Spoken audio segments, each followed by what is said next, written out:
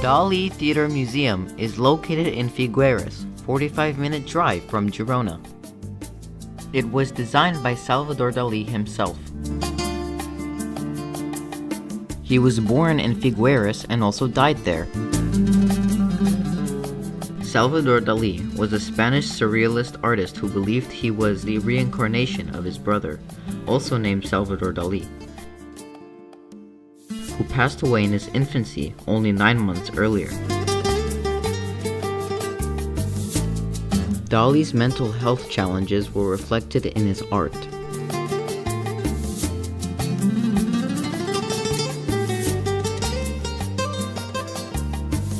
Dali Theater Museum is the largest surrealist object in the world.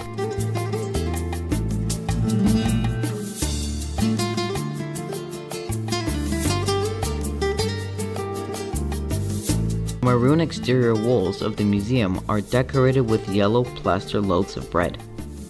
These are the colors of the Catalonian flag. Bread has a historical, cultural, and religious meaning. The eggs on the top of the building symbolize birth. The golden Oscar-like statues represent wealth and fame.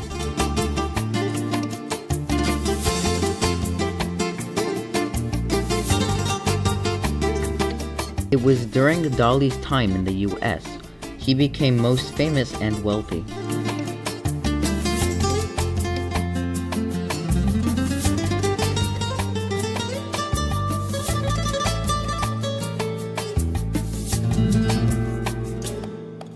The museum appears even more spectacular inside.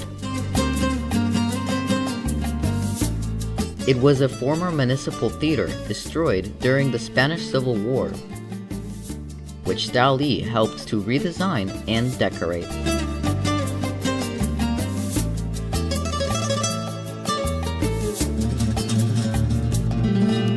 When we entered the courtyard, it looked unusual. Our attention was drawn to the black and white Cadillac parked in the central courtyard. Named Rainy Taxi, this Cadillac was acquired by Dali when he lived in the United States. Being fascinated with this car, Dali made 6 models of his Cadillac. The reason the car window is broken is to reflect that 4 of his Cadillac models were vandalized. In 1938, Dali had an exhibit in Paris show where the artist made it raining inside the taxi. The show was so successful that Dali represented the concept in his hometown Figueres using his own personal Cadillac.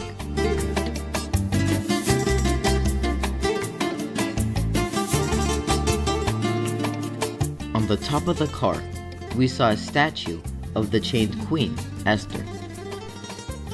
The legend says that Esther was beautiful and the Persian king chose to marry her. Queen Esther managed to save the Jews in her kingdom by stopping the approved plan of massacre.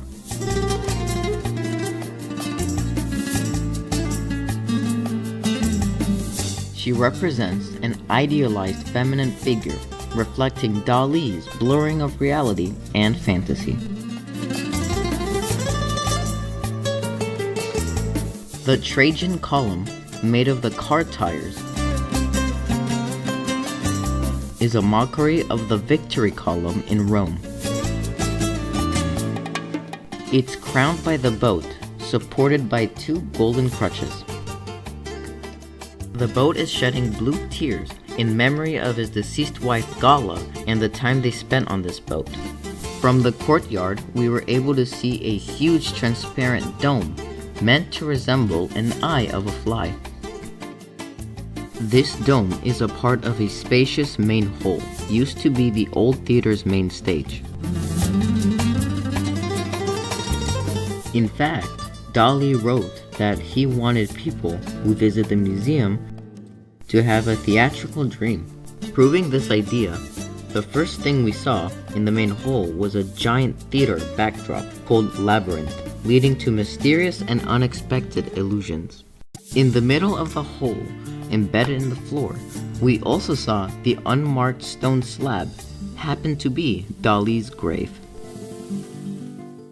We were also intrigued by a painting of Abraham Lincoln, which, by a squint of an eye, transforms into the back of a woman looking at the sea.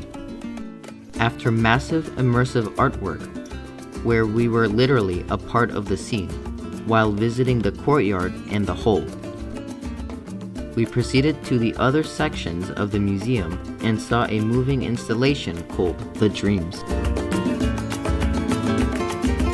Today, the museum has approximately 1,500 pieces on display, chosen by Dali to be put in the prime spot. We saw the artist's personal belongings, his early paintings in Impressionist and Cubism styles, like the paintings of his sister and father, and paintings on cardboard using different textures, including sand. When Dali was 22, he painted his famous The Basket of Bread picture, where he demonstrated his ability to paint in super realism style.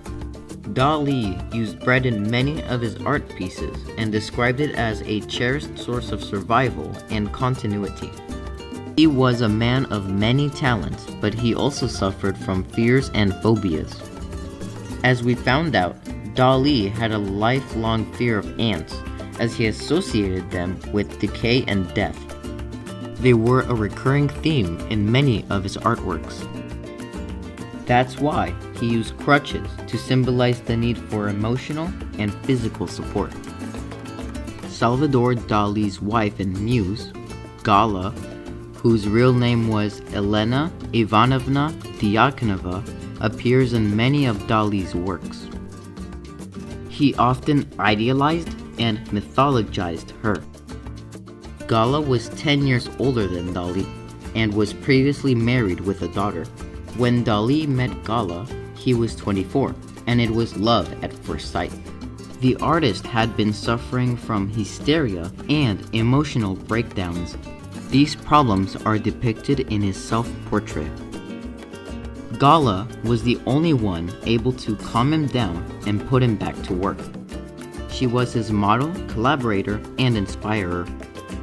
Salvador Dali would still have existed, but he would not be the famous surrealist icon without Gala.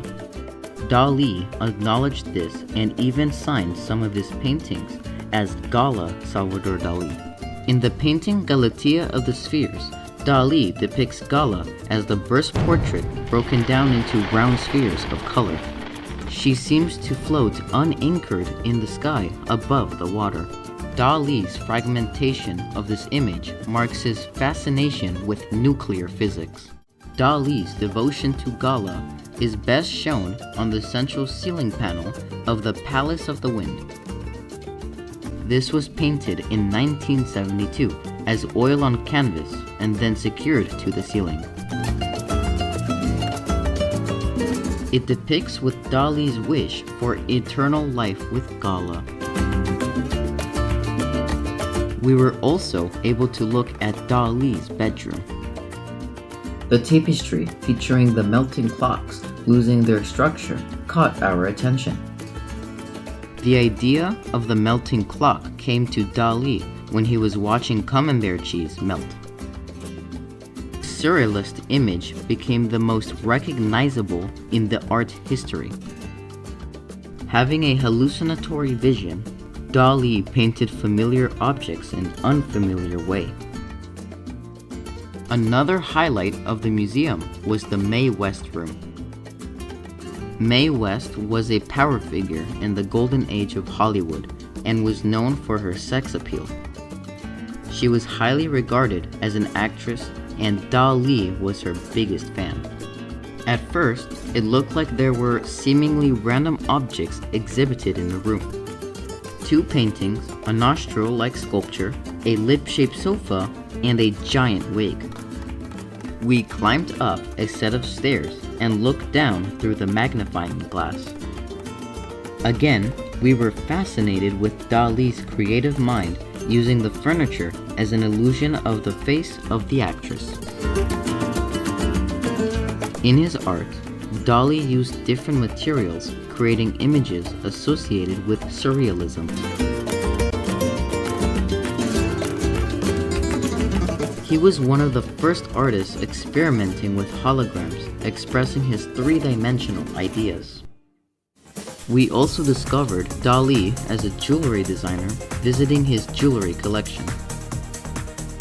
His ruby lips brooch was made based on his 1949 sketch. The design was inspired by Mae West lips. Dali was also unique, using the semi-precious stones as a lens. This is seen as a sketch of a woman's face, positioned behind the semi-precious stone. Dali's idea of mechanism incorporation in the jewelry was also innovative and impressive. His most famous jewelry in this regard is the royal heart, beating as a real heart.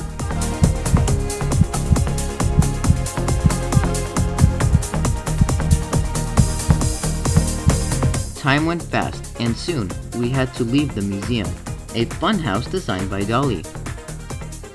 It was interesting to learn about surrealism through Dali's creative art. The museum is truly unique, and therefore it is absolutely worth it.